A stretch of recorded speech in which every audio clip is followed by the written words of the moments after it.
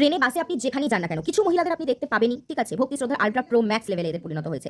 মানে এরা সারাদিন আর কিছু না করুক, গোপালকে এক জায়গা থেকে আরেক জায়গায়, ওই জায়গা থেকে অমুক জায়গা, তমুক জায়গায়, হাজারো জায়গায় নিয়ে যাবে একেবারে। মানে এদের ভক্তি শ্রদ্ধা হচ্ছে একেবারে বায়ুমণ্ডলের ওপর দিয়ে চলে গেছে। মানে নিজেরাও ট্রেনে যাচ্ছে, বালগোপালকেও খাঁচার মধ্যে পুরে নিয়ে চলে যাচ্ছে। ওটাকে খাঁচাই মনে হয়, ওটাকে কোনোভাবেই একটা ঝুড়ি মনে হয় না, ঠিক আছে। তারপর আমরা পায়ের সঙ্গে যদি ভগবানের কিছু জিনিসও থেকে যায় আমরা সেটাকে পাপ মনে করি, কিন্তু এরা ঠ্যাঙের ওপর ঠ্যাং তুলে একেবারে স্বয়ং বালগোপালকে নিয়ে চলে যাচ্ছেন একেবারে দীঘা, পুরী, দার্জিলিং, যেখানেই ঘুরতে যাচ্ছেন না কেন। মানে বলে না অতি ভক্তি চোরের লক্ষণ, ঠিক এরই একদম পারফেক্ট এক্সাম্পল এটা।